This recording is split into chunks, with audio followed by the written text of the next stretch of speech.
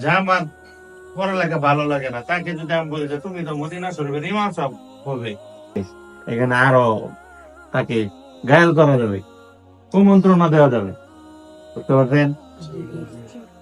এই জন্য ভালো লাগে না এই কথাটা বলা যাবে। নিজেকে এমন একটা স্থানে দাঁড় করান, মনে করেন আপনি ইমাম সাহেব, কি ইমাম সাহেব, আপনার পিছনে হাজার হাজার মুসল্লি দাঁড়ায় রয়েছে। আপনি কি চান না এরকম একটা দৃশ্য আপনার জীবনে আসুক?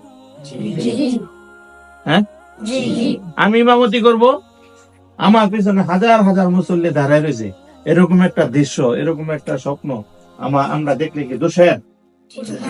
হ্যাঁ, এরকম ঘটনা ঘটুক আপনার জীবনে, আপনি চান? তাহলে আপনার কি করতে হবে? মেহনত করতে হবে।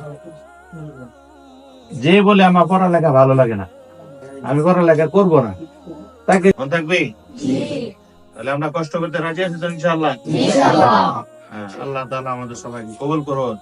এই মাদ্রাসাটি আমাদের ল্যাংড়া বাজার নুরানি মাদ্রাসা। এখানে সকল ধরনের শিক্ষানো, এখানে ভালোভাবে কোরআন শেখানো হয়, আবার বাংলাও শেখানো হয়। ধন্যবাদ, আপনারা সবাই যোগাযোগ করবেন।